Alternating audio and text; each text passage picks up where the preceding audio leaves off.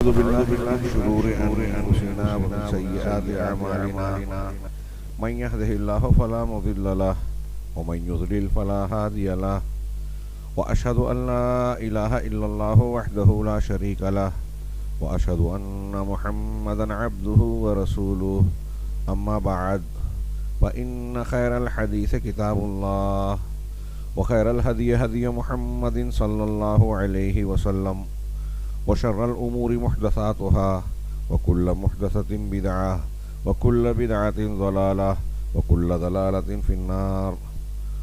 أعوذ بالله من الشيطان الرجيم. بسم الله الرحمن الرحيم. إن الأبرار لفي نعيم على الأرائك ينظرون تعرف في وجوههم نظرة النعيم وفي ذلك يسقون من رحيق مختوم ختامه مسك وفي ذلك فليتنافس المتنافسون ومزاجه من تسنيم عينا يشرب بها المقربون. وقال تعالى شهر رمضان الذي أنزل فيه القرآن هدى للناس وبينات من الهدى والفرقان فمن شهد منكم الشهر فليصم. محترم حاضرین، بعض سلف کا یہ قول ہے کہ اللہ تبارک و تعالیٰ نے فرشتوں کو عقل والا بنا کر پیدا کیا، ان میں شہوت نہیں رکھی. خلق اللہ الملائکہ عقولا بلا شہوہ. فرشتوں کو عقل والا بنایا، شہوت ان میں نہیں رکھی. بھوک پیاس، شرمگاہ کی نفس کی خواہشات ان میں نہیں ہیں. اور بہائم جانوروں کو اللہ تبارک و تعالیٰ نے پیدا کیا، ان کے اندر شہوت رکھی، خواہشات رکھی، لیکن ان کے اندر عقل نہیں رکھی. ان کے اندر پہلے فرشتوں کے اندر عقل ہے، شہوت نہیں. جانوروں میں شہوت ہے، عقل نہیں. لیکن اللہ تبارک و تعالیٰ نے ابن آدم اور انسان کو بنایا اور انہیں عقل اور شہوت دونوں کا مجموعہ اور مرکب بنایا. دونوں کے ذریعے سے ترکیب دی، یعنی انسان کے اندر دونوں مادے موجود ہیں. ملوکیت بھی، فرشتگی جس کو کہہ لیں، اور بہیمیت جس کو حیوانیت کہہ لیں، یعنی عقل بھی ہے اور شہوت بھی. چنانچہ جس شخص کی عقل اس کی شہوت پر غالب آ جائے وہ فرشتوں کے قریب ہو جاتا ہے، فرشتوں کی جماعت سے اس کی مشابہت پیدا ہو جاتی ہے، اس میں مل جاتا ہے. اور جس شخص کی شہوت اس کی عقل پر غالب آ جائے، ہمارے اندر عقل بھی ہے، شہوت بھی ہے، ہماری شہوت ہی غالب آ جائے، عقل پیچھے ہو جائے، تو ہم ایسا انسان جانوروں سے، بہائم سے مل جاتا ہے، فرشتوں کے صفت سے دور ہو جاتا ہے. ہمارے اندر بہیمیت بھی ہے، ملکوتیت بھی ہے، نیکی کا جذبہ بھی ہے، برائی کا جذبہ بھی ہے، اور دنیا میں اسی کا امتحان جاری ہے. اگر فرشتگی کی بجائے بہیمیت، گناہ، شہوت کے تقاضے ہم پر غالب آ جائیں تو ہم وہی انسان بنیں گے جن کی زیادہ تر تصویر آج ہم اپنے اندر یا اپنے گرد و پیش میں دیکھ رہے ہیں. مادہ پرست، دنیا دار، جانوروں کی طرح بطن و فرج کا پجاری. بطن یعنی پیٹ، فرج یعنی شرمگاہ. سارے معاملے ہم دیکھتے ہیں کہ دنیا کے انسانوں کے ان دو چیزوں کی ضرورت کے گرد گھوم رہے ہیں، اور اسی کو دنیا کی یا زندگی کی معراج سمجھا جا رہا ہے. اس کا نتیجہ یہ نکلا، نتیجے کے طور پر باتیں چاہے جو کی جاتی ہوں، لیکن غیر مسلموں کی بات چھوڑیے، اہل ایمان کا بھی عام ہم اور آپ اکثریت کے ساتھ یہی معاملہ دیکھ رہے ہیں، جسے نبی کریم صلی اللہ علیہ وسلم نے اپنی پیشین گوئیوں میں ارشاد فرمایا تھا کہ ایک زمانہ آئے گا کہ مسلمانوں پر دوسری قومیں اس طرح ٹوٹ پڑیں گی جیسے دسترخوان پر بھوکے ٹوٹتے ہیں. یہ ہم بار بار سنتے ہیں. وجہ کیا بتائی؟ تمہارے اندر وہن پیدا ہو جائے گا، دنیا کی محبت اور موت کا خوف. اور اس وجہ سے دشمن کے دلوں سے تمہاری ہیبت ختم ہو جائے گی، دبدبہ چلا جائے گا. یہ ایک جملہ جناب محمد رسول اللہ صلی اللہ علیہ وسلم کا ایک کتاب ہے، اور یہ جو بعض سلف کے قول کے حوالے سے میں نے ذکر کی، اس کا نتیجہ ہے کہ ہمارے اندر جب بہیمیت کا غلبہ ہو جائے، خواہشات نفس اور شہوتوں کا غلبہ ہو جائے اور ملکوتیت یا نیکی کا جذبہ یا عقل کا جذبہ جو صحیح عقل کہلاتی ہے وہ مغلوب ہو جائے، انسان اپنی خواہشات کا بندہ بن جاتا ہے۔ دنیا کی زندگی میں یہی ہمارا امتحان ہے، اور انسان کے لیے دنیا کا معاملہ ہو، اس کے بعد کی زندگی کا معاملہ، یہی امتحان میں ناکامیابی کی سب سے بڑی بنیاد ہے کہ انسان کی شہوت، اس کی خواہشات نفس اس کی عقل پر غالب آ جائے۔ سارے مسائل کی جڑ، دنیا بھر کی ہم تقریر کریں، تحقیقی مقالے لکھیں، اسباب و علل کی تلاش کریں کہ مسلمانوں کے مسائل کے اسباب کیا ہیں، ایک لفظ اور ایک جملے میں جو قرآن و حدیث کی بہت سی دلیلوں، ایک دو دلیل نہیں، بیسیوں بلکہ اس سے بھی زیادہ دلیلوں کی بنیاد پر کہا جا سکتا ہے کہ انسان کا سب سے بڑا مسئلہ ہے اس کا گناہ، اللہ تبارک و تعالیٰ کی نافرمانی۔ انبیاء کرام جناب محمد رسول اللہ صلی اللہ علیہ وسلم چونکہ انبیاء کے بعد سب سے آخری وہی ہیں اور ان کی شریعت جاری ہے، ان کی شریعت کی مخالفت کرنا یہ انسان کے لیے دنیا اور آخرت میں مختلف قسم کی آفتوں، مصیبتوں، فتنوں اور عذاب کو دعوت دینے کے مترادف ہے۔ سارے مسائل کی جڑ گناہ ہے۔ گناہوں میں ام القبائح سب سے بڑا گناہ ہم اور آپ جانتے ہیں، کفر اکبر، شرک اکبر، نفاق اکبر، یہ ایک دوسرے سے قریب متقارب ہیں۔ اور پھر اس کے بعد جیسے جیسے مختلف گناہ ہیں، آپ علماء کرام سے خطابات سنتے ہوں گے گناہ کے نقصانات۔ اب آپ ایک عنوان قائم کیے شرک کی کیا نقصانات ہیں تو لمبی چوڑی فہرست بنے گی، اور قرآن و حدیث کی دلیلوں کی روشنی میں بدعات کے کیا نقصانات ہیں، کفر کے کیا نقصانات ہیں، دوسرے بڑے گناہ جیسے جادو ٹونا، بدعات و خرافات، قتل، سود خوری، زناکاری، حرام خوری، ایک دوسرے کو دھوکہ دینا، غیبت، چغلی، اور جتنے گناہ ہیں، ایک ایک عنوان قائم کر کے قرآن و حدیث کی روشنی میں آپ اس کی تفصیل بیان کریں کہ کس گناہ کے کتنے اور کیا کیا نقصانات ہیں، تو ہمیں یہ معلوم ہوگا کہ دنیا کی مصیبتیں، فتنے بھی گناہوں کی بنیاد پر، اور آخرت میں بھی مسلمانوں کے لیے مسئلہ یا انسانوں کے لیے سب سے بڑا مسئلہ اللہ تبارک و تعالیٰ کی نافرمانی، اس کے رسول اور اس کی شریعت کی مخالفت ہے۔ آج پوری دنیا ہمارے گرد و پیش میں ہم دیکھ رہے ہیں مختلف قسم کے مسائل خوف اور دہشت سے جوجھ رہی ہے۔ ایک وبا، کورونا وائرس، صحیح غلط جو بھی ہو، اس کی بنیاد پر کیسی کیسی پابندیاں، اس سے پہلے بھی یہ بات ہو چکی، سال بھر سے یہ قضیہ جاری ہے، اور عالمی سطح پر، اور یہ ریاست مہاراشٹر اور بعض ریاستیں ہندوستان میں زیادہ اس سے دوچار ہو رہی ہیں بظاہر خبروں کی بنیاد پر۔ لوگوں میں خوف و دہشت ہے، انتظامیہ کی طرف سے سختیاں ہیں، ان سختیوں کی بنیاد پر تشویش ہے، اجتماعات پر پابندی لگائی جا رہی ہے، سوشل جو ہے ڈسٹینس، ماسک اور دیگر احتیاطی تدابیر، جس کے نتیجے پر یہ کہا جا رہا ہے کہ عبادت گاہوں میں آپ اجتماع نہیں کر سکتے، عید کا مسئلہ ہو جائے گا، فلاں غیر مسلموں کے لیے بھی مختلف مذہبی تقریبات کا مسئلہ، شادی بیاہ کا مسئلہ، دنیا کے مسائل، اور پھر اس کے ضمن میں معاشی پابندیاں، معاشی طور سے تنگ دستی، کاروبار کا کساد بازاری کا شکار ہونا، پھر اور بھی دوسرے مسائل اس کی بنیاد پر پیدا ہو رہے ہیں، اور انسان تشویش میں مبتلا ہے کہ مہنگائی بڑھ رہی ہے، آمدنی کی شرح بڑھ نہیں رہی ہے، کچھ لوگ خودکشی کرنے پر مجبور ہیں، فاقہ مستی سے دوچار ہیں، اور نہ جانے کیسا کیسا معاملہ۔ کسی ایک کاروباری آدمی کے پاس بیٹھیے تو قیمتوں میں اضافہ، ٹیکسز میں اضافہ، اور پھر آمدنی میں کمی، بزنس کاروبار کی رولنگ میں قلت اور کمی، لوگوں کا دلچسپی نہ لینا، لوگوں کے پاس پیسے کا نہ ہونا، متوسط طبقے کے تاجروں کا بھی برا حال ہے، صرف اعلیٰ درجے کے تاجروں کا معاملہ بہتر نظر آتا ہے، باقی سارے لوگ پریشان، اور ان سب کے باوجود حکومت وقت ہو، انتظامیہ ہو، ہر وہ شخص جو اوپر کا ہے وہ اپنے کے نیچے کے لوگوں کے مسائل، پریشانیوں، دکھوں سے بے خبر ہے یا اسے اندیکھی کرنے پر تلا ہوا ہے۔ کسی کے اندر ترس، مروت نظر نہیں آتی۔ کیا اسباب ہے؟ ہم دنیا کی باتیں کرتے ہیں، حکومت کو مورد الزام ٹھہراتے ہیں، ٹھیک ہے، سبب بن رہے ہیں کچھ لوگ، کچھ پالیسیاں، کچھ قوانین، لیکن قرآن حدیث کی روشنی میں دیکھیے، میں بار بار یہ بات آج کل کہہ رہا ہوں، گفتگو میں، خطاب میں، درس میں، تقریروں میں، اللہ تبارک و تعالیٰ کا ارشاد ہے قرآن مجید میں وَكَذَلِكَ نُوَلِّي بَعْضَ الظَّالِمِينَ بَعْضًا بِمَا كَانُوا يَكْسِبُونَ، کہ اسی طریقے سے ہم بعض ظالموں پر، ظلم کرنے والوں پر بعض دوسرے ظالموں کو مسلط کرتے ہیں۔ آپ ظلم کر رہے ہیں تو آپ کے اوپر آپ سے بڑا ظلم کرنے والا مسلط ہوگا، یہ قرآن کہہ رہا ہے۔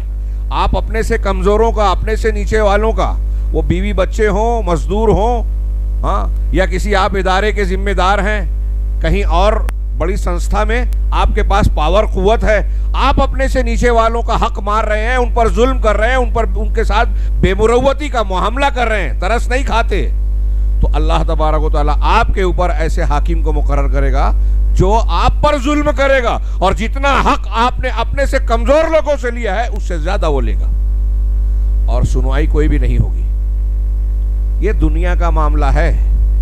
خطبہ جمعہ کا وقت اتنا پھیلا ہوا نہیں ہے کہ میں اس بارے میں اور تفصیلات بڑھاؤں، بس ایک جملہ دماغ میں رکھیے کہ ہمارے جتنے بھی مسائل ہیں ان کی جڑ بنیاد ہے اللہ کی نافرمانی، دین کی مخالفت۔ ہمارے گناہ، مسلمانوں کی کمزوری کی بنیادی وجہ گناہ، مسلمانوں کے اللہ کی رحمت سے دور ہونے کی وجہ گناہ، یہ جو ہمارے گرد پریشانی ہے، بے روزگاری ہے، فاقہ مستی ہے، بیماریاں ہیں، وبا ہے، خوف ہے، دہشت ہے، آپس کے اختلافات ہیں، جو بھی مسئلہ ہے، آپ دنیا کے اسباب تلاش کر لیں، جڑ میں آپ کو نظر آئے گا گناہ، نافرمانی۔ اس بنیادی اور روحانی سبب کو، جس کو قرآن اور احادیث مبارکہ بار بار بیان کرتے ہیں، ہم ماننے کو تیار ہی نہیں ہے پریکٹیکل لائف میں۔ ابھی میں نے ممبر پہ کہا، آپ نے سن لیا، ہاں، اور بھی علماء کرام اسے ہو سکتا ہے بیان کریں، اور بیان کرتے ہی ہیں، بیان کرتے ہیں، سنتے ہیں ہم لوگ، لیکن ایک فرد بھی ایسا محسوس ہوتا ہے، واللہ عالم، نیک لوگ ختم نہیں ہوئے، ایسا نظر نہیں آتا جو واقعی روحانی بنیاد پر یہ غور کرتا ہو کہ ہمیں یہ پریشانی ہے، ہمارے گھر میں یہ دکھ ہے، ہم کو یہ صدمہ ہے، ہمیں محاسبہ کرنا چاہیے کہ کون سا گناہ ہم کر رہے ہیں، جس سے توبہ کرے تو اللہ تبارک و تعالیٰ کی رحمت ہماری طرف متوجہ ہو، اور یہ فتنہ فساد مصیبت ہم سے ٹل جائے۔ اس انداز میں غور و فکر کرنے کا مزاج جو سلف میں تھا، صحابہ، تابعین، تبع تابعین میں، وہ آج ہمارے یہاں نظر نہیں آتا۔ غیر مسلموں کی طرح، مادہ پرستوں کی طرح، جن پر شہوت کا غلبہ ہے، انہی کی طرح ہم بھی تجزیہ کرتے ہیں۔ زلزلہ آئے، طوفان آئے، یہ مہنگائی آئے یا کوئی اور مصیبت پریشانی، اس کا ہم مادی اعتبار سے، دنیاوی اعتبار سے تجزیہ کر کے قابلیت کا مظاہرہ کرتے ہیں۔ اس وجہ سے ایسا ہو رہا ہے، اس فلاں چیز کی، زلزلے کی سائنسی وجہ یہ ہے، ماحولیات میں تبدیلی کرنا، ڈیم بنانا، فلاں چیز کرنا، یہ ایسا ہوا، زمین کی پلیٹیں رگڑ کھائی اور زلزلہ آ گیا، ختم ہو گئی بات۔ یہ سارے اسباب ہم نے جان تو لیے، سائنسی اسباب، جغرافیائی اسباب، فلاں اسباب، لیکن ان اسباب کو چلانے والا، متعین کرنے والا، ان پر حکمرانی کرنے والا کون ہے؟ کیا اس کی مشیت اور مرضی کے بغیر یہ اسباب پیدا ہو سکتے ہیں؟ یہ اسباب کام کر سکتے ہیں؟ ہمارا تو ایمان ہے اللہ تبارک و تعالیٰ مسبب الاسباب ہے، اور کائنات کا کوئی ایک چھوٹے سے چھوٹا واقعہ بھی اللہ کی مشیت کے بغیر نہیں ہوتا، تو یہ سب کیسے ہو جائے؟ بات طویل ہو جائے گی، اصل موضوع باقی رہے گا۔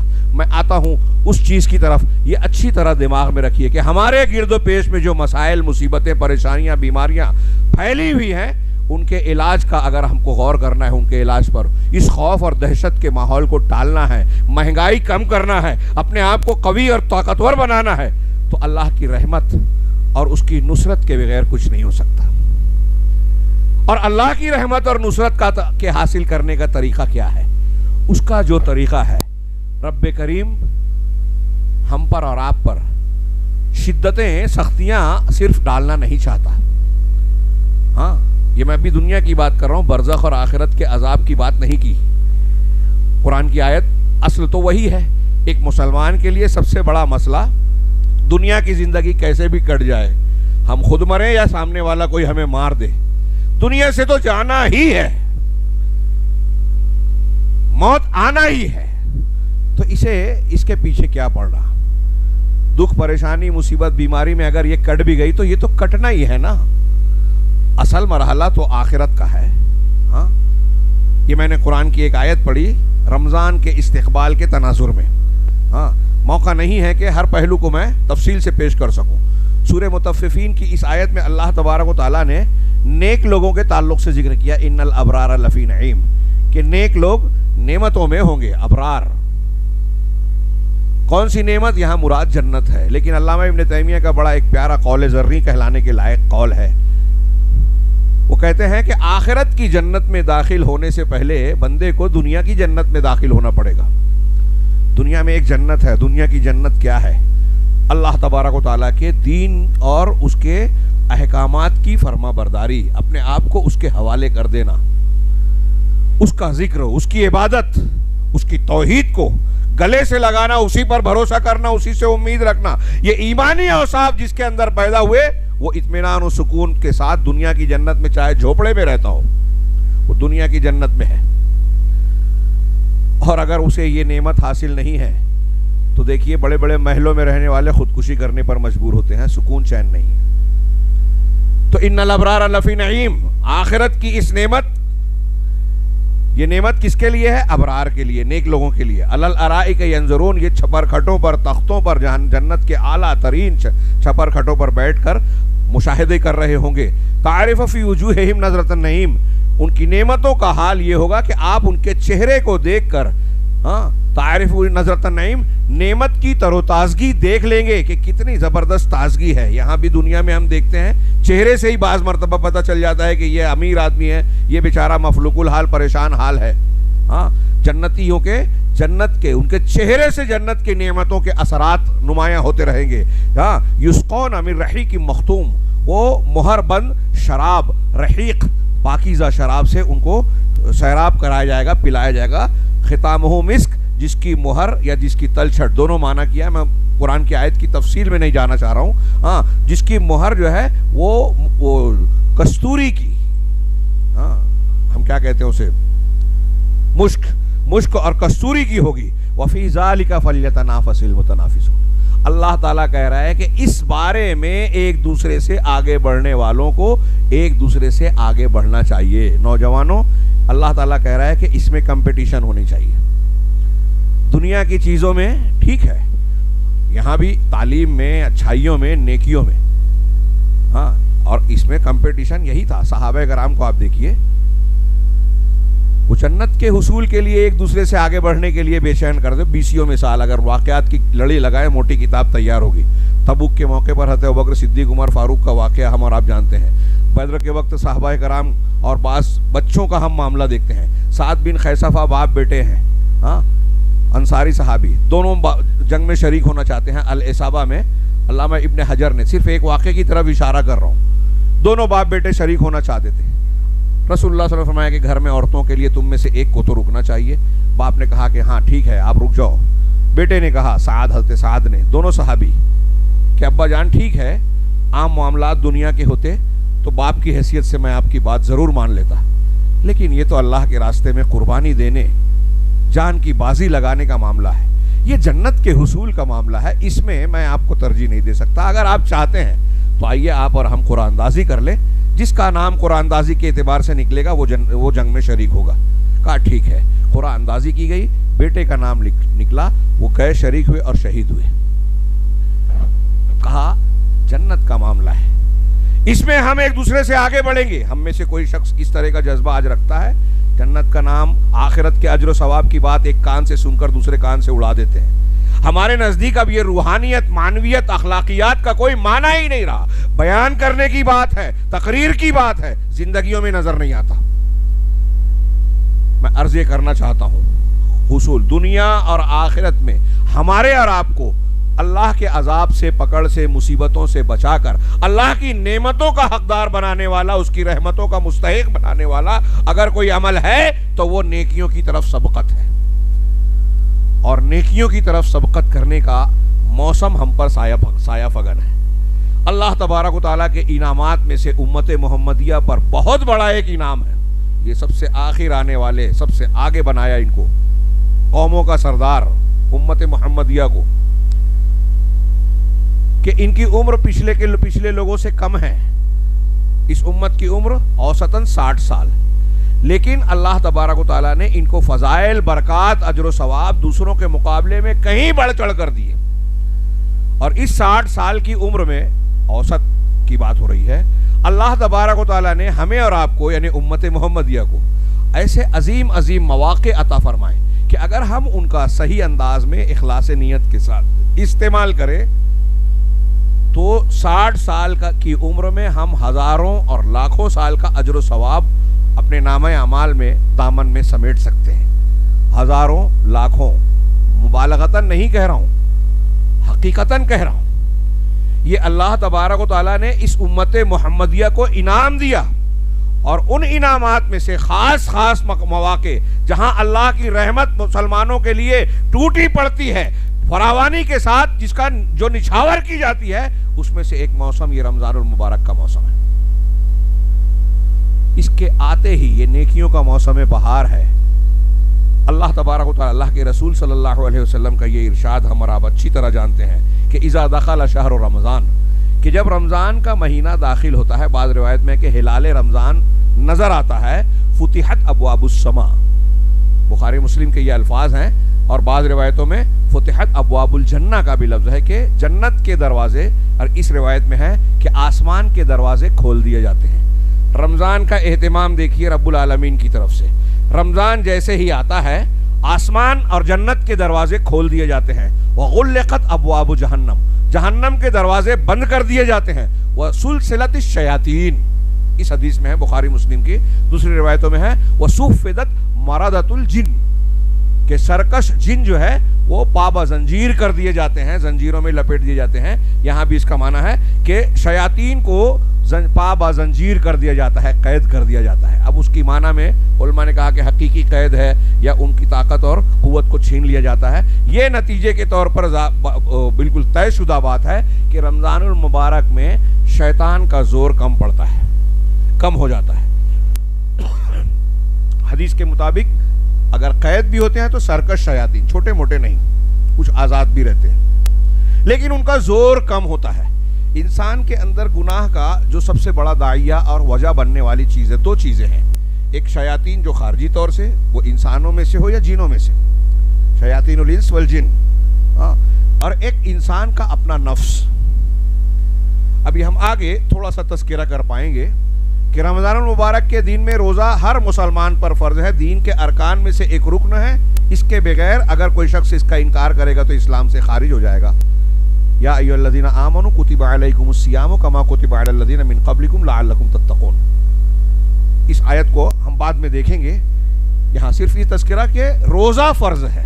روزے کی حالت میں اہل علم نے جو روزے کے فوائد، روحانی، اخلاقی، طبی، جسمانی فوائد بیان کیے، اس میں ایک فائدہ اہل علم نے بیان کیا کہ اس سے جسم کے منافذ، راستے تنگ ہو جاتے ہیں. جب یہ خوشحالی سے دوچار ہوتے ہیں، کھاتے پیتے ہیں، فراوانی ہوتی ہے، تعیش ہوتا ہے، تو نفس کی خواہشات بھی شباب پر ہوتی ہیں اور شیطان کے اثرات بھی. روزے کی حالت میں جب جسم کے منافذ تنگ ہو جاتے ہیں، بھوک پیاس کی وجہ سے انسان کی یہ خواہشات پر کچھ حد تک کنٹرول ہو جاتا ہے، تو شیطانی اثرات بھی کم ہو جاتے ہیں، نفسانی خواہشات بھی کنٹرول میں ہو جاتی ہیں. لہذا روحانیت جو ہم نے شروع میں پڑھا کہ اللہ تبارک و تعالیٰ نے فرشتوں کو عقل والا بنایا بغیر شہوت کے، تو یہ روحانیت یا شہوت کو مغلوب کر کے فرشتوں کی صفت انسان کے اندر پیدا ہونا، یا ایک پورے مہینے کی ترتیب کے ساتھ تربیت ہوتی ہے کہ ہمارے اندر فرشتگی آ جائے، شہوت مغلوب ہو، عقل اور اخلاقیات، روحانیت غالب ہو. اللہ تبارک و تعالیٰ نے احکامات اور بعض اعمال جو دیے، اس کے ساتھ ساتھ بے پناہ فضیلتیں عطا کی. یہ رمضان المبارک کے بارے میں ابھی ہم نے بخاری مسلم کی جو حدیث سنی، ہر بچہ جانتا ہے اس حدیث کو، لیکن غور کیجئے کہ ہم اس پر غور کرتے ہیں. اللہ تبارک و تعالیٰ یہ اہتمام کیوں کر رہا ہے؟ وہ بلا وجہ ہے. یوں ہی اللہ کا کوئی کام یوں ہی ہو سکتا ہے؟ جنت کے دروازے کھول دیے، جہنم کے بند کر دیے، کیا مطلب؟ شیاطین کو قید کر دیا، کیا مطلب اور کیوں؟ یہ ہم پر اور آپ پر اللہ کا احسان و کرم ہے. ہاں، وہ ہمیں معاف کرنا چاہتا ہے، ہم کو کامیاب کرنا چاہتا ہے، ہم پر اجر و ثواب کی بارش کرنا چاہتا ہے. عذاب دینا نہیں چاہتا. ما یفعل اللہ بعذابکم ان شکرتم وآمنتم, اللہ تمہیں عذاب دے کر کیا کرے گا اگر تم شکر گزار بن جاؤ, ایمان والے بن جاؤ. اللہ کو کچھ نہیں پڑی ہے کہ تم کو عذاب دے, وہ تو تمہیں معاف کرنا چاہتا ہے, تم ہو کے ماننے کو تیار ہی نہیں. نبی کریم صلی اللہ علیہ وسلم نے کہا کہ تم اللہ کے ایک آگ کے جلی ہوئی آگ پر گرے جا رہے ہو اور میں تمہاری کمر پکڑ پکڑ کر تم کو روک رہا ہوں, لیکن ہاتھ چھوڑا کر اس پہ گرنا چاہتے ہو. اللہ کے رسول کی شریعت ہمیں آج بھی روک رہی ہے اس جہنم سے, اور اس کے لیے سب سے بہترین موقع یہ رمضان المبارک ہے. یہ ابھی رمضان داخل ہوتا ہے, چاند نظر آتا ہے اور اللہ تبارک و تعالی ماحول میں یہ تبدیلی کر دیتا ہے. ہم اور آپ اہل ایمان ماحول کی اس تبدیلی کو اگر ایمان ہوگا تو ضرور محسوس کرے گا انسان کہ برائیوں کا داعیہ, برائیوں کا زور, شیاطین کے اثرات کمزور پڑ جاتے ہیں اس ماہ مبارک میں. اب ایک طرف یہ ہوا, اب احکامات کے اعتبار سے دیکھیں, افسوس کہ وقت بہت ہی مختصر ہے اور ہر بات ادھوری ہوگی. اب اس میں رمضان المبارک میں جن چیزوں کی خصوصیت ہے, جن چیزوں کی ترغیب دی گئی ہے, جو اس مہینے کے بعض اعمال کی فضیلتیں, اجر و ثواب بیان کیے گئے, اللہ کا وہ اہتمام. ابھی جنت کے دروازے کھلے, جہنم کے بند ہو گئے, شیاطین کو قید کر دیا گیا. اب روزے دن میں فرض ہیں. اللہ کے رسول صلی اللہ علیہ وسلم نے ایک حدیث میں فرمایا کہ اللہ نے اس کے دن کے روزے فرض کیے ہیں اور میں نے اس کے رات کا قیام مشروع کیا ہے, مسنون بنایا ہے, یعنی تراویح, قیام اللیل, تہجد, جو عام دنوں میں رات کے تہائی حصے کے بعد پڑھی جاتی ہے. ہاں, اور رمضان المبارک میں یہ امت پر فضیلت دی گئی کہ عشاء کے فوراً بعد بھی اسے پڑھ سکتے ہیں, بعد میں پڑھنا اگرچہ زیادہ فضیلت والی بات ہے. یہ اگر لوگ سمجھ لیں, میں موقع رہے گا تو اس پر کبھی تفصیل بات کریں گے کہ اللہ کے رسول صلی اللہ علیہ وسلم کی رمضان غیر رمضان کی رات کی نماز کبھی 11 معوتر سے زیادہ نہیں ہوئی. ام المومنین کا بخاری شریف میں بیان ہے, اگر 20 رکعت تراویح ہوتی تو 8 تہجد, 20 تراویح, 28 اور 3 ملا کر وتر ملا کر 31 ہو جاتی. حضرت عائشہ کی یہ بات درست سنا ہوتی کہ رمضان غیر رمضان میں آپ کی 11 رکعت سے زیادہ نہیں تھی. اور یہ بڑے بڑے علماء احناف بھی اس بات کو قبول کرتے ہیں کہ مسنون تراویح, تہجد, قیام اللیل تو 8 رکعت ہی ہے اور 11 معوتر کے. تو اللہ کے رسول صلی اللہ علیہ وسلم نے اس کو مسنون کیا. اب ان دونوں میں سے بہت سی فضیلتیں, روزے کی کیا فضیلت اجر و ثواب ہے اور تراویح کی کیا اجر و ثواب ہے. ایک حدیث اللہ کے نبی صلی اللہ علیہ وسلم کا یہ ارشاد, یہ بھی بخاری مسلم کی بڑی مشہور روایت ہے, من صام رمضان ایمانا واحتسابا غفر لہ ما تقدم من ذنبہ. جس شخص نے رمضان کے روزے رکھے ایمان اور احتساب کے ساتھ تو اس کے پچھلے سارے گناہ معاف.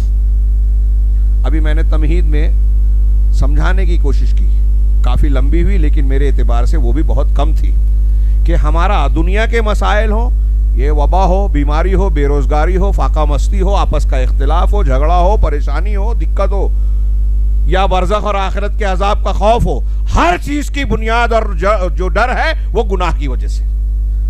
رمضان کے روزے کیوں کا ایک بنیادی فائدہ اللہ کے نبی صلی اللہ علیہ وسلم نے کیا فرمایا کہ گناہ معاف ہو جائیں گے اگر روزہ ہم نے, شرط یہ ہے ایمان اور احتساب کے ساتھ. اب یہ بھی ایک اچھی اہم بات ہے کہ کچھ لوگ رسماً رکھتے ہیں, عادتاً رکھتے ہیں, عبادتاً نہیں رکھتے روزہ. بعض روزہ ہی نہیں رکھتے, جو روزہ نہیں رکھتے وہ اپنے آپ کو سدھار لیں. یہ فرض ہے, کمپلشن ہے, ہاں, انہیں شرم آنی چاہیے. جو روزہ نہیں رکھتے وہ بہت بڑے گناہ کے مرتکب ہیں, فرض کے تارک ہیں. اور جیسا کہ میں نے کہا, اگر کوئی انکار کر دے روزے کا, کیا ضرورت ہے بھوکے پیاسے رہنے کی؟ اگر مذاق اڑاتا ہے, انکار کرتا ہے تو کافر ہو جائے گا, اسلام سے باہر ہو جائے گا. بہت سے لوگ اس طرح کی حرکتیں کرتے ہیں اور سمجھتے ہیں کہ روزہ رکھنے سے انسان کمزور ہوتا ہے. نہیں, روزہ رکھنے سے انسان طاقتور ہوتا ہے, روحانی قوت بھی آتی ہے, جسمانی بھی. ابھی آپ موقع نہیں ہے, جدید تحقیقات پڑھیں کہ روزے سے کیا کیا جسمانی فوائد بھی ہوتے ہیں. بڑے بڑے علاج کر کے آپ وہ چیزیں حاصل نہیں کر سکتے جو روزے سے حاصل ہوتی ہیں. تو جو فائدہ بنیادی طور سے ہمیں جس کی طرف لپکنا چاہیے, جس کی ضرورت ہے, آج پوری دنیا خوف اور دہشت میں ہے, پریشانی میں ہے, مہنگائی میں ہے. جو بھی پریشانیاں ہیں ان کا علاج ہے اللہ کی رحمت. اور اللہ کی رحمت کیوں روٹتی ہے؟ گناہ سے. گناہ سے توبہ کیجئے, صفائی اختیار کیجئے, اللہ اپنی رحمت میں آپ کو گھیر لے گا. یہ جو میں بات کہہ رہا ہوں, اس بات پر بیسیوں دلیل دے سکتے ہیں ہم. لو ان اہل القری آمنوا واتقوا لفتحنا علیہم برکات من السماء والارض. ایسی قرآن کی آیتیں حدیثیں بہت سی. تو اللہ تعالیٰ نے, اللہ کے رسول نے فرمایا کہ جو ایمان اور احتساب کے ساتھ اجر و ثواب کی امید, یعنی اس کے اندر اخلاص ہو, اللہ کے لیے ہو, روزہ رکھے گا, رمضان کا, پورے رمضان کا روزہ رکھے گا, پچھلے گناہ معاف. گناہ کے معاف ہونے کا مطلب یہ کہ اللہ کی رحمت کے ہم مستحق ہو گئے. عذاب سے اللہ تعالیٰ ہمیں محفوظ رکھے گا, دشمنوں سے بچائے گا. کوئی کتنا بھی طاقتور پریوار بن جائے, وقت کی سپر پاور کہلانے والا بن جائے, عالمی ادارہ ہو, عالمی قوتیں ہو, کچھ بھی ہو, اور اللہ کی رحمت نے اگر ہمیں اپنے دامن میں سمیٹ لیا تو دنیا کا کوئی نمرود, کوئی فرعون ایک مومن بندے کا بال بھی کا نہیں کر سکتا. یہ ہمارا یقین ایمان ہونا چاہیے. تو اللہ تعالیٰ گناہ بخش دے گا. رمضان کے روزے رکھنے پر, روزہ رکھنے کی فضیلت میں صرف بخاری مسلم کی ایک اور حدیث کا مفہوم بیان کر دوں, عربی عبارت کا وقت نہیں ہے, کہ جو شخص اللہ کے راستے میں, اللہ کے لیے یعنی اخلاص کے ساتھ ایک دن کا روزہ رکھے گا, ایک دن کا. اس حدیث میں رمضان کے فرض روزوں کی بات نہیں ہے, فرض روزے کا تو بہت اونچا درجہ ہے, یہاں صرف روزہ کہا گیا. عام روزے میں بھی, نفلی روزوں کے سلسلے میں بھی اللہ کے لیے جو ایک دن کا روزہ رکھے گا, اس ایک دن کے بدلے میں اللہ تبارک و تعالی اسے 70 سال جہنم سے دور کر دے گا. اتنی مسافت پر کہ جہنم سے وہاں تک جانے کے لیے 70 سال درکار ہوگا, اتنی دوری پر کر دے گا ایک روزے کے بدلے میں. ہم اور آپ جہنم سے بچنا چاہتے ہیں کہ نہیں؟ دنیا میں مصیبتیں آئیں جائیں, ہم یہاں مر ہی جائیں گے, لیکن آخرت کا عذاب, اللہ تعالیٰ نے جنت کے بارے میں کہا, جو میں نے قرآن کی آیتیں پڑھی, کہ اس میں آگے بڑھنا چاہیے. اور بچنا کس سے چاہیے؟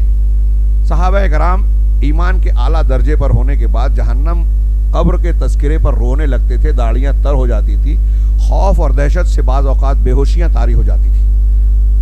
جہنم کی ایسی دہشت اور خوف طاری ہوتا تھا. ہم لوگ دنیا کی برائیاں کرتے ہیں, کوتاہیاں برتتے ہیں, نافرمانیاں کرتے ہیں, اور اس کے بعد مطمئن ہے. یہ اہل نفاق کی علامت ہے کہ گناہ کر کے مطمئن رہے. اہل ایمان کی علامت یہ ہے کہ نیکیاں کر کے اللہ سے ڈرتا ہے کہ کہیں رد نہ ہو جائے, پکڑ نہ ہو جائے اللہ کی طرف سے.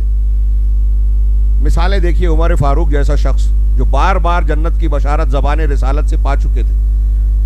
علامہ ابن رجب نے ان کا قول نقل کیا کہ انہوں نے کہا کہ اگر قیامت کے دن یہ ندا دے دی جائے گی کہ ساروں کو اللہ نے معاف کر دیا سوائے ایک انسان کے, تو مجھے اس بات کا خوف ہوگا کہ وہ ایک انسان میں تو نہیں ہوں. عمر فاروق اور ایسے صحابہ کرام ڈرتے تھے کہ کہیں ہم منافقین میں تو نہیں چلے گئے. نافقہ حنظلہ والا واقعہ حدیث سن چکے ہیں, میں ادھر نہیں جاتا. تو ہمیں اپنا جائزہ محاسبہ کرنا چاہیے. اس کے لیے سب سے بہترین موسم اور موقع رمضان المبارک. ایک روزہ رکھنے سے, عام روزہ 70 سال دوری ہوتی ہے جہنم کی. ایک مسلمان کے لیے سب سے اہم مسئلہ, سب سے بڑا مسئلہ یہ ہونا چاہیے کہ کسی بھی طرح ہم اپنے آپ کو, اپنے گھر والوں کو جہنم سے بچا لیں. ہاں, یہ حضرت عمر فاروق ہی کہتے ہیں کہ اللہ تعالیٰ مجھے جنت دے نہ دے چل جائے گا, لیکن جہنم سے نجات دے دے, یہ ضروری ہے. جہنم کوئی معمولی بات نہیں ہے, مذاق نہیں ہے, انتہائی دہشتناک, خوفناک عذاب ہے وہاں کا. اس سے ہمیشہ ڈرتے رہنا چاہیے. قرآن میں جو جہنم کی ہولناکیاں بیان کی گئی ہیں, اگر اسے ہم اور آپ سرسری طور سے پڑھیں, اسے گزریں, تو ہماری آنکھیں جو ہے وہ بہہ پڑے گی, دل دہل جائے گا, خوف اور دہشت کی حالت طاری ہوگی. بشرطے کہ ہمارا ایمان اور یقین ہو کہ یہ اللہ کا کلام ہے, اللہ بیان کر رہا ہے, تو جہنم ایسی ہی ہے. تو اس سے بچنے سے زیادہ ہمارے نزدیک کوئی بھی اہم کام, اہم بات ہونی نہیں چاہیے. رمضان المبارک میں اسی کے دروازے بند ہوتے ہیں. ایک روزہ آپ نے رکھا اور روزہ رکھا, گناہوں کی بخشش ہو رہی ہے, جہنم سے دوری مل رہی ہے. یہ رمضان کے روزے کی ایک فضیلت میں نے بیان کی, ایک حدیث قدسی ہے لمبی بخاری مسلم کی. ہاں, اللہ تعالیٰ نے جو فرمایا کہ روزہ میرے لیے ہے اور میں ہی اس کا اجر دوں گا. بڑی پیاری حدیث, اس کی تشریح بھی بڑی اچھی ہے, علماء نے کی ہے کہ میرے لیے. کیوں؟ اس لیے کہ حدیث میں ہی ایک وجہ بتائی کہ اس لیے کہ بندہ میری ہی وجہ سے اپنا کھانا پینا, اپنی شہوت کو ترک کرتا ہے. جائز چیزیں ہیں, اللہ نے منع کر دیا, بندہ رک گیا. یہ ہے ایمان, یہ ہے فرما برداری. اللہ نے جب جس چیز سے کہا یہ مت کرو رک جائے, یہ کرو اس کی طرف بڑھ جائے. یہ ایمان ہے. اور بندہ کلو عمل ابن آدم لہو, ہر ابن آدم کا ہر عمل اس کے لیے, لیکن روزہ میرے لیے ہے اور میں ہی اس کا اجر دوں گا. امام غزالی کہتے ہیں کہ روزے کی, رمضان کے روزے کی یا روزے کی فضیلت کے لیے صرف یہی بات کافی ہے, ایک بات, کہ اللہ تبارک و تعالیٰ نے سارے اعمال میں صرف روزے کو اپنے لیے کہا. یہ ایسے ہی ہے کہ آپ کا ہمارا دنیا کے لوگوں کا گھر ہے, لیکن اللہ مسجد کو اللہ نے بیت اللہ کہا, اللہ کا گھر. کسی چیز کی نسبت اللہ تعالیٰ کی طرف ہونا اور خود اللہ تعالیٰ اپنی طرف کسی چیز کی نسبت کرے, یہ اس کی فضیلت کے لیے کافی بات ہے. ایک مومن بندہ اگر اسے سمجھے کہ روزہ اللہ تعالیٰ کہہ رہا ہے یہ عمل میرا خاص عمل ہے, میرے لیے, یہ جنہ ہے, یہ ڈھال ہے. ڈھال کس چیز سے؟ دوسری بعض حدیثوں میں جنتم من النار وحسن حسین, اللہ کے رسول نے فرمایا کہ یہ روزہ جو ہے جہنم سے رکاوٹ اور ڈھال بننے والا ہے, آڑ بننے والا ہے, اور مضبوط قلعہ ہے انسان کی حفاظت کا. تو گناہوں سے بھی ڈھال بنتا ہے, اور جب گناہ سے ڈھال بنا تو جہنم سے بھی ڈھال بنتا ہے. اور یہی معنی ہے لعلکم تتقون, تاکہ تم متقی ہو جاؤ, بچ جاؤ, گناہوں سے بچ جاؤ, جہنم سے بچ جاؤ, اللہ کی پکڑ سے بچ جاؤ, متقی پرہیزگار بن جاؤ. یہ روزے کا ایک فائدہ. یہی فائدہ اللہ تبارک و تعالیٰ نے, رسول اللہ صلی اللہ علیہ وسلم نے حدیث مبارک میں تراویح کا بتایا. من قام رمضان ایمانا واحتسابا غفر لہ ما تقدم من ذنبہ. جو رمضان کا قیام ایمان اور احتساب کے ساتھ کرے, قیام یعنی رات کو نماز پڑھنا, یہ وہی تہجد, وہی تراویح ہے. کچھ لوگ ہمارے ہاں جب ٹیڑھا استدلال کرتے ہیں, بعض منکرین حدیث کچھ نئے نئے محقق پیدا ہوئے, تو انہوں نے یہ بھی کہا کہ صرف 3 ہی دن ہم تراویح پڑھیں گے, اس لیے کہ اللہ کے رسول نے 3 دن ہی پڑھی, جماعت سے 3 دن پڑھائی, آپ ہمیشہ پڑھتے تھے. اور یہ جو قولی حدیث ہے جو میں پڑھ رہا ہوں بخاری مسلم کی, اس میں پورے رمضان میں قیام کرنے کا زبانی ذکر ہے, اور صحابہ کرام اس پر عمل کرتے تھے. حضرت عمر نے جب جماعت نہیں ہوتی تو ایک جماعت پر اکٹھا کیا, جو صحیح راجح قول کے مطابق وہ جماعت بھی 8 رکعت ہی پڑھتی تھی. 20 کی بھی روایت ہے, لیکن اتفاق محدثین و محققین وہ ضعیف ہے. تو اللہ کے نبی صلی اللہ علیہ وسلم نے کہا کہ جو پورے رمضان قیام کرے گا ایمان اور احتساب کے ساتھ, پورے رمضان کی تراویح کا ثبوت بخاری مسلم کی حدیث ہے, اور بھی روایتیں ہیں, تو اس کے پچھلے گناہ معاف. یہ رمضان کے روزے کی فضیلت بتائی, اور ایک روایت میں نے بتائی تراویح اور قیام اللیل کی, اس کی اور بھی فضیلتیں ہیں. اب اس رمضان میں قرآن کی تلاوت, نبی کریم صلی اللہ علیہ وسلم کے بارے میں بخاری میں روایت ہے کہ اللہ کے رسول صلی اللہ علیہ وسلم یوں تو لوگوں میں سب سے زیادہ سخی تھے ہی, عام حالات میں بھی ہر نیکی میں آپ دوسروں سے زیادہ بدرجہ کم اعلیٰ درجے پر فائز تھے ہر نیکی میں. تو عام طور سے بھی آپ سب سے زیادہ سخی انسان تھے, لیکن رمضان میں آپ کی سخاوت اور شباب پر ہوتی, تیز پربہار ہوا سے بھی زیادہ تیز. یعنی رمضان صدقہ و خیرات کا بھی موسم ہے, زکوٰۃ کا یہی موسم ہے, ایسا نہیں ہے. جس مال پر زکوٰۃ فرض ہوتی ہے اس کا جب بھی سال پورا ہو اس کی زکوٰۃ نکال دینا چاہیے, وہ ذی قعدہ میں ہو, سفر میں ہو, شوال میں ہو, ربیع الاول میں ہو. ضروری ہے, فرض ہے. زکوٰۃ کے مستحقین زکوٰۃ کی ضرورت پورے سال ہوتی ہے, صرف رمضان میں نہیں. رمضان زکوٰۃ کا مہینہ نہیں. ہاں اگر کسی کے حساب کتاب کا معاملہ رمضان سے جڑا ہوا ہے, سال پورا ہو رہا ہے, تو پھر ٹھیک ہے رمضان میں نکالے. تو اللہ کے رسول سب سے زیادہ سخی تھے. کیوں؟ جب آپ سے جبرائیل علیہ السلام ملاقات کرتے تھے اور آپ کے ساتھ قرآن کا مدارسہ کرتے تھے. اس روایت میں ہے قرآن کا مدارسہ یعنی دور. جتنا قرآن رمضان تک, جس رمضان میں حضرت جبرائیل سے آپ کی لقاء اور ملاقات ہوتی تھی, اس وقت تک جتنا قرآن نازل ہو چکا ہوتا تھا اتنا آپ ان سے دور کرتے تھے, دہراتے تھے. یہ دیکھیے, یہ اس میں ہمارے لیے نمونہ ہے. استاد شاگرد سے دیا ہوا سبق سنتا ہے. یہ قرآن کی حفاظت کا بھی انتظام ہے اور تعلیم ہے کہ قرآن ہمیں سیکھنا سکھانا چاہیے, استاذ کو سنانا چاہیے اور جاننے والے سے سننا چاہیے. اللہ کے نبی صلی اللہ علیہ وسلم جبرائیل علیہ السلام کو سناتے تھے, صحابہ سے سنتے تھے. کئی روایتیں ہیں, موقع نہیں ہے. یہ ایک تعلیم کا سلسلہ، قرآن کی حفاظت، قرآن کی تبلیغ، قرآن کو ذہن نشین کرنے، اس کی عظمت کا خیال رکھنے کا، اس کے بہت سارے عظمت کے پہلو ہیں انشاءاللہ کسی موقع پر. تو قرآن کی تلاوت کا موسم بھی ہے، صدقہ و خیرات اور سخاوت کا موسم بھی ہے. جس سال اللہ کے نبی صلی اللہ علیہ وسلم کی وفات ہوئی، یعنی آخری سال، اس سال آپ نے 2 مرتبہ پورا قرآن حضرت جبرائیل علیہ السلام کو سنایا. اسی بنیاد پر ہم لوگ تراویح میں یہ کوشش کرتے ہیں کہ قرآن ختم ہو. ضروری نہیں ہے، لیکن یہ بھی ایک سنت کا اور قرآن کے حقوق کا ایک حصہ ہم مانتے ہیں کہ اللہ کے رسول صلی اللہ علیہ وسلم جس طرح حضرت جبرائیل کو پورا قرآن سنتے تھے ویسے ہم پورا قرآن سنائیں. اب تراویح کے حوالے سے ہو، عام حالات میں ہو. پھر قرآن کی تلاوت کی جو فضیلتیں ہیں، عام حالات میں ایک حرف پر 10 نیکیاں اور اس سے زیادہ. اور یہ حدیث قدسی میں روزے کے سلسلے میں بھی اللہ کے رسول صلی اللہ علیہ وسلم نے فرمایا کہ اللہ کہتا ہے کہ نیکیاں 10 گنا دی جاتی ہے. 1 روزہ رکھا 10 کا ثواب، 1 مہینہ رکھا 10 مہینے کا ثواب، پھر شوال کے 6 رکھ لیے 2 مہینے کا ثواب، پورے سال کا روزہ رکھنے کا ثواب دے گا اللہ. یہ میں نے بہت ہی اختصار کے ساتھ اس میں تلاوت، اس میں سخاوت، خرچ اور ہاتھ کو کھلا رکھنے کی فضیلت اور ذکر و اذکار، توبہ استغفار. پھر اگر جیسے ایک دوسرا پہلو یہ کہ رمضان کے ایام کا معاملہ ایسا ہے کہ از ابتدا، ابھی آپ نے سنا حدیث رسول کہ چاند نظر آتا ہے، رمضان داخل ہوتا ہے اور اللہ کی طرف سے یہ اہتمام ہوتا ہے، جنت کا دروازہ کھل گیا، جہنم کا بند ہو گیا، فرشتے قید میں ہو گئے، نیکیوں کا درجہ بڑھ جاتا ہے. حضرت سلمان فارسی کی روایت اگرچہ ضعیف ہے لیکن صحیح حدیث میں ہے کہ عمرے کا ثواب حج کے برابر. وہ بھی بعض روایتوں میں رسول اللہ صلی اللہ علیہ وسلم کے ساتھ حج کے برابر رمضان میں کیا گیا عمرہ، مطلب نیکیوں کا درجہ اور اجر و ثواب بھی بڑھ جاتا ہے.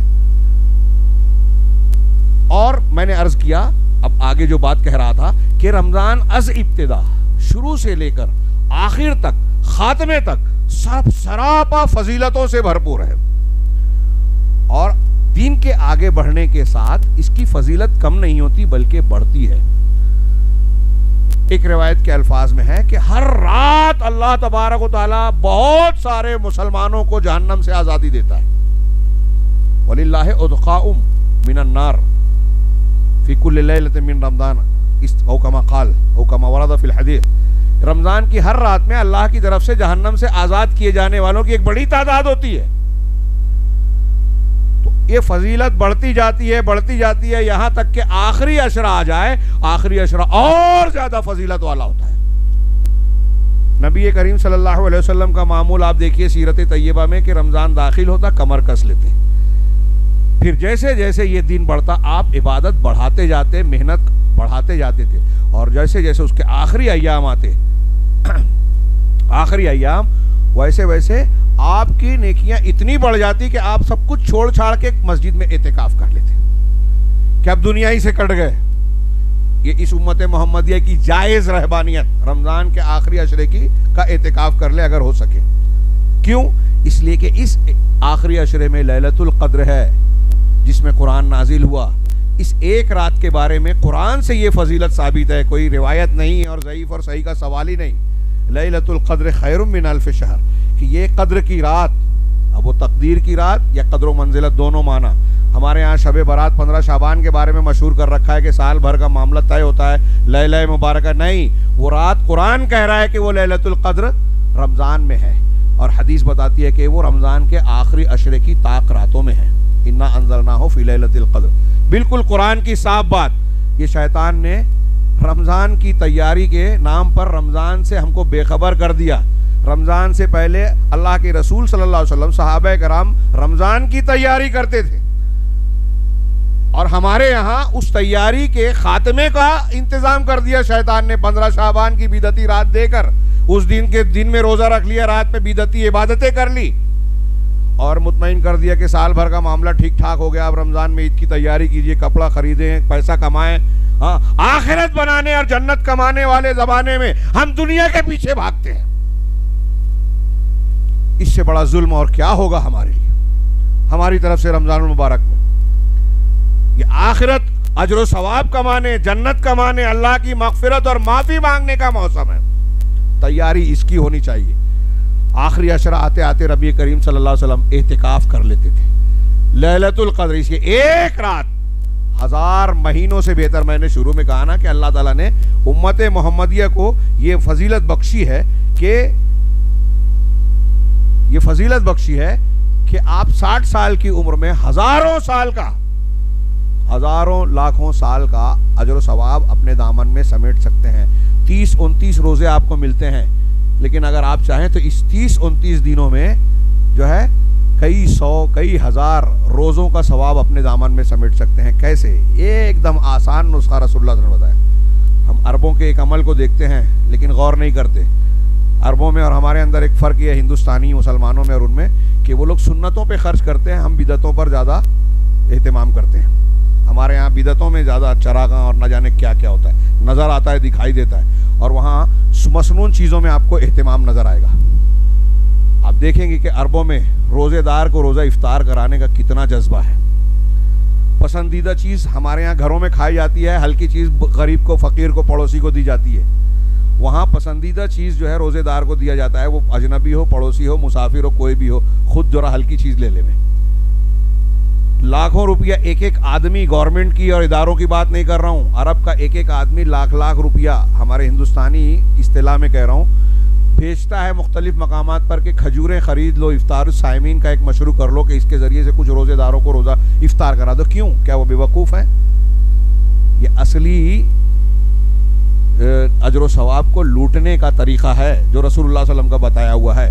ہاں, اللہ کے رسول نے من فطر صائمن, جو ایک روزے دار کو روزہ افطار کرا دے تو اس کو اس کے برابر, ایک روزے کے برابر اجر ملے گا. اب اس میں غریب امیر کی بھی تمیز نہیں ہے.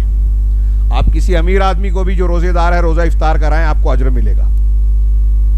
اب تھوڑی دیر کے لیے میں صرف اتنا کہنا چاہتا ہوں کہ ہم اور آپ تو 29-30 روزہ رکھیں گے عملاً. اب سوچئے کہ اگر ہم ایسے بہت سارے روزے داروں کو روزہ افطار کرا دیں, آپ پورا کھانا نہیں کھلا پا رہے ہیں, کھجور ہی دے دیں, کتنا اجر ثواب ملے گا؟ وقت زیادہ ہو گیا. رمضان کی تیاری کے حوالے سے میں بات کرنا چاہ رہا ہوں. یہ پوری چیزیں جو میں نے سرسری طور سے چند امور کو پیش کیا, اس میں اور کچھ تفصیلات پیش کی جا سکتی ہیں. وقت زیادہ ہو چکا, میں معافی چاہتا ہوں, لیکن نتیجے کی بات کہنا چاہتا ہوں کہ یہ سارا اہتمام اللہ تبارک و تعالیٰ کی جانب سے کیا گیا. جہنم کا دروازہ بند, جنت کا دروازہ کھول دیا گیا, شیاطین کا اثر کم کر دیا گیا, برائیوں کو زور کم کر دیا گیا, نیکیوں کی اجر و ثواب کی بہار چلائی گئی, اور پھر اس کے بعد اللہ تبارک و تعالیٰ نے کچھ خصوصی اعمال بھی دے دیے کہ اگر آپ اس پر تھوڑا عمل کر لو تو اللہ خوب اجر دے گا. روز پوچھ رہا ہے عام دینوں سے بڑھ کر کہ کوئی بخشش چاہتا ہے, مغفرت چاہتا ہے تو اللہ معاف کرے گا, جہنم سے آزاد کرے گا. ایسے اہتمام کے بعد بھی اگر ہم اور آپ محروم رہے, اللہ کی بخشش کا پروانہ حاصل نہیں کیا, جہنم سے آزادی حاصل نہیں کی, تو ایک حدیث میں ہے کہ سب سے بڑا محروم وہی شخص ہے جو رمضان کی نعمتوں برکتوں سے محروم ہے. اور آپ وہ حدیث بارہا سن چکے ہیں مسند احمد وغیرہ کی کہ اللہ کے رسول صلی اللہ علیہ وسلم منبر پر چڑھتے ہوئے تینوں زینوں پر آمین آمین کہا.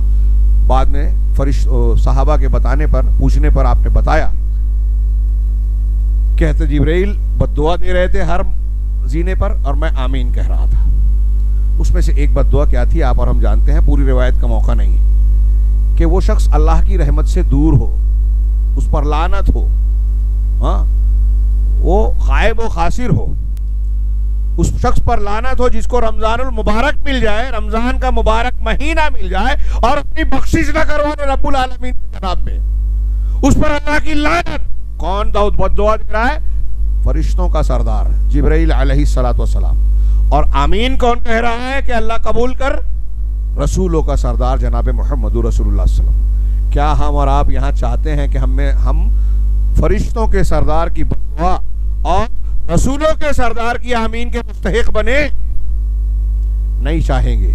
اگر ہم ایسا نہیں چاہتے تو اس رمضان کا مومنانہ استقبال کرنے کے لیے ہمیں تیار رہنا چاہیے. مجھے احساس ہے کہ بعض اہم باتیں رہ گئی ہیں, لیکن تیاری کے حوالے سے یہ چند نکات میں بیان کرنا چاہتا ہوں کہ تیاری کیسے کریں.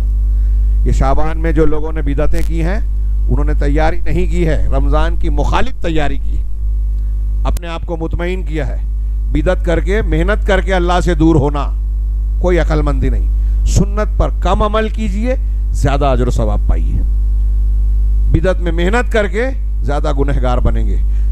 یہ تیاری رمضان اور اس کے متعلقہ شرعی علوم کا علم حاصل کرنا، آپ کو ہم کو رمضان کی تیاری کرنے کا ایک پہلا حصہ، پہلا سبق، پہلا قدم یہ ہونا چاہیے کہ اب رمضان آ رہا ہے تو رمضان میں جن چیزوں کی پابندی ہم پر عائد ہوتی ہے، روزہ تو رکھنا ہی ہے، تراویح حتی الامکان اسے بھی ادا کرنا چاہیے، قرآن کی تلاوت، قرآن کا کیا حقوق اور دوسرے معاملات، تو رمضان کے احکامات یعنی علم حاصل کرنا، ہر فضیلت اور ہر عمل سے پہلے علم کی ضرورت ہوتی ہے، تو رمضان سے متعلق جو شرعی علوم ہیں، احکامات ہیں، اسے حاصل کرنا۔ آج انٹرنیٹ کا زمانہ ہے، ماشاءاللہ بڑے بڑے علماء، کبار علماء جو قابل اعتماد ہے، بدعتی نہیں، قرآن و حدیث کو ماننے والے، ان کی کلپس، ان کے فتاوے، ان کے رمضان کے احکام و مسائل پر گفتگو آپ کو آسانی سے دستیاب ہے۔ پھر اس کلپ اور اس پر اعتماد نہ کرتے ہوئے آپ کو لوگوں سے گفتگو کرنا چاہیے، علماء کی مجلس میں رہنا چاہیے، علماء کے ساتھ ہونا چاہیے۔ ہاں، رمضان کے لیے خاص نظام الاوقات بنایا جائے۔ ہم وقت سحر اور وقت افطار جو بناتے ہیں نا، یہ تو جاننے سمجھنے کے لیے کہ بھائی پابندی کی جائے۔ ہمارے اپنے روزانہ کیا لائحہ عمل ہونا چاہیے کہ ہم کب کیا عمل کریں گے۔ بے اعتدالی کا شکار نہیں ہونا چاہیے کہ رمضان المبارک میں جیسا کہ عام طور سے مسلمان رات بھر جاگا، دن بھر سوئے، اور اس درمیان بس جتنا موقع مل گیا اتنی نیکی کر لی۔ سونے کی حالت، روزے کی حالت جب تک آپ روزے کی حالت میں ہوتے ہیں نا، صبح صادق سے لے کر غروب آفتاب تک، اس وقت تک آپ اللہ کی عبادت کی حالت میں ہوتے ہیں پورا دن۔ اب آپ پیشاب پاخانہ کر رہے ہیں، آپ سو رہے ہیں، ہاں، آپ کوئی چیز خرید و فروخت کر رہے ہیں، بزنس کاروبار کر رہے ہیں، یہ پوری حالت آپ کی روزے کی حالت، نیکی اور عبادت کی حالت ہے۔ اس حالت میں آپ کی دعائیں قبول ہوتی ہے۔ اگر آپ کو ہاتھ میں قرآن لے کے تلاوت کا موقع نہیں ہے تو چلتے پھرتے ذکر و اذکار کیجئے۔ ہاں، ہم رمضان کی فضیلتیں بیان کرتے ہیں، عمل نہیں کرتے۔ ہمارے بہت سارے علماء کچھ بے احتیاطی میں کہہ لیجئے، کچھ مجبوری میں کہہ لیجئے کہ رمضان میں چندہ مانگنے پر مجبور ہے۔ قوم اور ملت اس کے لیے سسٹم آج تک بنا ہی نہیں سکی۔ ان سے کہو کہ بھائی کوئی سسٹم بنا لے، چندہ دینے والوں کو کہیے بینک اکاؤنٹ سے، کہا ان کے پاس جائے نہیں تو دیں گے نہیں، یہ ہماری کساوت ہے۔ اب لاک ڈاؤن وغیرہ کے معاملے میں اور زیادہ پریشانی، تو وہ آئیں گے نہیں تو ہم دیں گے نہیں، اور وہ آئیں تو بیچارے رمضان کی فضیلتوں کو قربان کریں۔ اس کا ہم کو اور ان کو دونوں کو احساس نہیں ہوتا، ان کو ہوتا بھی ہوگا تو وہ مجبور ہیں، ہمیں تو احساس نہیں ہے۔ اس کا کوئی نظام بنایا جائے، یہ چلت پھرت کم ہو، بے عزتی بھی ہوتی ہے، پریشانیاں ہوتی ہیں، وقت اور خرچ بڑھ جاتا ہے، تو ایک نظام بنایا جائے، تو نظام الاوقات بنایا جائے کہ ہم اتنی عبادت، اتنی تلاوت روزانہ کریں گے۔ ہم کم سے کم اتنے غریبوں کو، یہ جو ہمارے یہاں پورا سسٹم تھا نا کہ ہمارے گھر میں جو بنا ہے پڑوس میں دے دیا جائے، ہمارے گھر میں افطار کا جو سامان آیا ہے، پھل کھجوریں ہیں، وہ پڑوس میں کسی غریب کے گھر یا اگل بغل کے لوگ یا مسجدوں میں بھیجا جائے، یہ کوئی رسم نہیں تھی۔ یہ ہمارے سلف اور پرانے بزرگوں کی یہ روایت جو تھی، آپ کے یہاں بھی رہی ہوگی، یہ جو روایت تھی نا، یہ ان حدیثوں پر عمل کرنے کی وجہ سے تھی کہ جو روزے دار کا روزہ افطار کرا دے اس کو بھی ثواب ملے گا۔ یہ اس حدیث پر بھی عمل تھی کہ آپ نے پیٹ بھر کے کھا لیا، پڑوسی بھوکا رہ گیا تو اللہ پوچھے گا میں بھوکا تھا تو نے کھانا کیوں نہیں کھلایا؟ تو بلا وجہ بھی آپ بھیج دیں پڑوس کے ہاں کہ ہمیں پتہ نہیں ہے۔ پہلے سسٹم تھا کہ گھر کی چھت میں سوراخ ہوتا، دھوئیں نکلتے تھے، تو لوگ نظر رکھتے تھے کہ آج اس گھر سے دھواں نہیں نکلا، مطلب وہاں کھانا پکا نہیں ہے، اس لیے وہاں کھانا پہنچانا چاہیے۔ ہمارے یہاں جس کا کوئی اہتمام نہیں ہے، پڑوس میں بھوک ہے اور ہمارے یہاں ہمارے بچے اچھی اچھی غذائیں، اچھے اچھے پھل اور تعیش کے سامان سے لطف اندوز ہو رہے ہیں۔ یہ نہیں ہونا چاہیے۔ یہ بہت بڑی ہمدردی، غم گساری، یہ رمضان المبارک کو صبر کا مہینہ، ہمدردی کا مہینہ کہا گیا ہے۔ نصف صبر، الصائحون واستعینوا بالصبر والصلاۃ، اے ایمان والو صبر اور صلاۃ سے مدد حاصل کرو۔ امام بغوی اور بعض مفسرین نے کہا کہ اس آیت میں صبر سے مراد روزہ ہے۔ روزہ ہم کو صبر سکھاتا ہے، کنٹرول کرنا۔ اور آگے بڑھنے سے پہلے یہ تیاری کا ایک مین بات تو رہ گئی اہم، کہ روزے کی غایت مقصودی اللہ تبارک و تعالیٰ نے بیان کی، لعلکم تتقون، تاکہ تم متقی بن جاؤ۔ اب وقت نہیں ہے تقوی کی تشریح کرنے کا۔ تقوی ہمارے دل کو صفائی عطا کرتا ہے، اخلاقی اور نیکی کی خوبیاں دیتا ہے، اللہ کا ڈر دل میں پیدا کر کے گناہوں سے بچنے کا داعیہ پیدا کرتا ہے. گناہ ہو جانے پر توبہ اور استغفار کرنے پر, سچے دل سے توبہ کرنے پر ابھارتا ہے. اللہ کے حقوق اور بندوں کے حقوق ادا کرنے کا جذبہ یہیں سے پیدا ہوتا ہے, اسی تقوی کی بنیاد پر. یہ ساری باتیں تقوی کے معنی میں آ گئی, لعلکم تتقون. اور یہی تقوی کیا ہے؟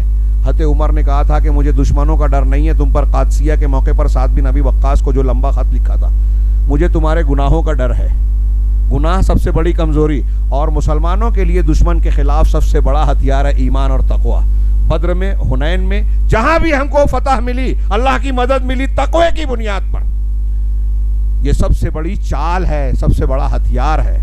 دشمن کوئی کتنا بڑا بھی ہتھیار, میزائل, بم بنا لے, اگر آپ اور ہمارے پاس تقوی ہے تو سب سے بڑی چال, سب سے بڑا ہتھیار ہے. عمر فاروق کہہ رہے ہیں, اور ایسے ہی نہیں کہہ رہے ہیں, قرآن و حدیث کہہ رہے ہیں. قرآن حدیث میں میں نے ابھی ایک آیت پڑھی تھی, تقوی کی بنیاد پر اللہ تعالیٰ نے کہا کہ اگر اہل بستی کے لوگ ایمان اور تقوی اختیار کر لیں تو اللہ تعالیٰ آسمان اور زمین کی برکتیں کھول دے گا. اس سے معلوم ہوا تقوی سے زمین کی برکتیں بھی ملے گی, آسمان کی برکتیں بھی ملے گی. اللہ تبارک و تعالیٰ نے کہا کہ اگر تم تقوی اختیار, وَمَن يَتَّقِ اللَّهَ يَجْعَل لَّهُ مَخْرَجًا, بس ختم کر رہا ہوں, کہ جو تقوی اختیار کرے گا اللہ اس کو راستہ دے دے گا. ہر مصیبت سے نکلنے کا, یہ کورونا بیماری کی بات ہو, بے روزگاری کی بات ہو, جھگڑے لڑائی کی بات ہو, ہر راستہ, ہر بیماری پریشانی سے نکلنے کا راستہ دے گا تقوی اختیار کرو گے.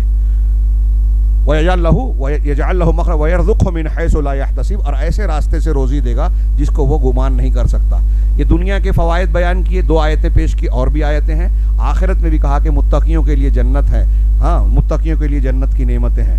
تو جنت متقیوں کے لیے, دنیا میں برکتیں متقیوں کے لیے, مصیبتوں سے بچانے کا وعدہ, دشمنوں کے حملوں سے, سازشوں سے بچانے کا وعدہ قرآن کہہ رہا ہے متقیوں کے لیے. وَإِن تَصْبِرُوا وَتَتَّقُوا لَا يَضُرُّكُمْ كَيْدُهُمْ شَيْئًا, ان کی تدبیریں, سازشیں تم کو نقصان نہیں پہنچائے گی اگر صبر اور تقوی اختیار کرو. اور اس تقوی کو کا سبق پڑھانے, تازہ کرنے, مضبوط بنانے رمضان آ رہا ہے. لعلکم تتقون, مطلب اگر ہم نے رمضان کے روزوں کا سبق حاصل کر لیا تو دنیا اور آخرت کی برکتوں کا دروازہ کھل جائے گا. یہ میں صرف چند نکات پڑھ دوں اور بات کو ختم کروں کہ رمضان کے لیے خاص نظام الاوقات بنانا, جس میں معمول کی مشغولیات میں, ہم روزمرہ کی جو مشغولیات کام دام ہوتے ہیں اس میں تخفیف کر کے عبادات کے لیے ہم زیادہ وقت نکالیں. صحابہ کا, سلف کا یہی طریقہ تھا. گھر کا ماحول دیندارانہ بنانا, گھر میں پہلے سے زیادہ سختی سے غیر شرعی چیزوں کو پر روک لگانا, شریعت کی طرف لوگوں کو راغب کرنا, وقت کی پابندی کے ساتھ نمازوں کو ادا کرنے کی تلقین کرنا اور خود بھی کرنا, قرآن کی تلاوت اور تدبر و فہم کے ساتھ کی خاص کوشش. صرف تلاوت نہیں, یتلونہ حق تلاوت, ہی قرآن کی تلاوت مومنین حق تلاوت کے ساتھ کرتے ہیں. کا معنی صرف الفاظ کا پڑھنا نہیں ہے, اس کے معنی اور مفہوم کو سمجھیں, سمجھنے کے بعد اس پر حتی الامکان عمل کریں, اس کے حلال کو حلال مانیں, حرام کو حرام. آپ قرآن 10 مرتبہ ختم کر رہے ہیں اور اس میں پڑھ رہے ہیں اللہ نے سود کو حرام کیا اور سودی لین دین کر رہے ہیں, تو آپ قرآن کا مذاق اڑا رہے ہیں. اب غور کیجئے, ایک مثال میں نے دی. ہاں, قیام اللیل اور تراویح کا اہتمام کرنا, صدقہ و خیرات کی تیاری, اور اس میں زیادہ بڑھ چڑھ کے ایک غریب آدمی بھی کوشش کرے کہ میں بھی دینے والا بنوں. صحابہ کرام کو تڑپ ہوتی تھی کہ ہمارے پاس روزہ افطار کرانے کا سامان نہیں ہے, تو اللہ کے رسول نے کہا کہ ایک کھجور, ایک گھونٹ دودھ پانی بھی پلا دو تو تم کو اجر و ثواب ملے گا. آخری عشرے کے لیے خصوصی اہتمام کی تیاری کی جائے. آپ پہلے سے انتظام کر لیں, آخری عشرے میں عید کی تیاری اور یہ اور وہ بہانے نہیں, وہ سب پہلے کر کے آخری عشرے میں کوشش کریں کہ رسول اللہ صلی اللہ علیہ وسلم کی سنت پر عمل کرتے ہوئے ہم رات میں نہ صرف جاگیں گے بلکہ مسجد میں اعتکاف کر لیں. ہاں, یہ عزم کر لیں کہ اس رمضان کے رخصت ہونے سے پہلے ہم اپنے نفس کا, اپنے آپ کا تزکیہ کریں گے, گناہوں سے صفائی کریں گے, سچے دل سے توبہ استغفار کریں گے, اور اپنے رب کو منا کر اس فہرست میں خوش نصیب لوگوں میں اپنا نام درج کروائیں گے جن کو اللہ تبارک و تعالیٰ جہنم سے آزادی دیتا ہے. پوری سنجیدگی کے ساتھ جہنم سے بچنے اور جنت کے حصول کی طرف لپکنے کے شوق اور جذبے کے ساتھ اس رمضان کی تیاری ہونی چاہیے. ایک مومن بندہ رمضان روزوں تراویح، قرآن، صدقہ و خیرات کے فضائل مسائل اگر جان لے گا تو اس کی ضرور کوشش کرے گا۔ اللہ تعالی ہم کو اور آپ کو اس کی توفیق عطا فرمائے، اور آنے والے رمضان میں ہمیں ان خوش قسمت لوگوں میں شامل فرمائے جن کو اللہ تعالی جہنم سے آزادی کا پروانہ دیتا ہے، اور آنے والے رمضان میں ہمیں اپنے گناہوں سے اس طرح توبہ کرنے کی توفیق دے کہ دنیا میں بھی جو مصیبتیں پریشانیاں ہم کو گھیرے ہوئے ہیں ان کا بادل چھٹ جائے اور اللہ تبارک و تعالیٰ کی رحمت ہمارے شامل حال ہو جائے۔ اقول قولی ھذا واستغفر اللہ لسائر المسلمین۔ بارک اللہ لنا ولکم فی القرآن المجید ونفعنا وإیاکم بالآیات والذکر الحکیم، انہ تعالی جواد کریم ملک۔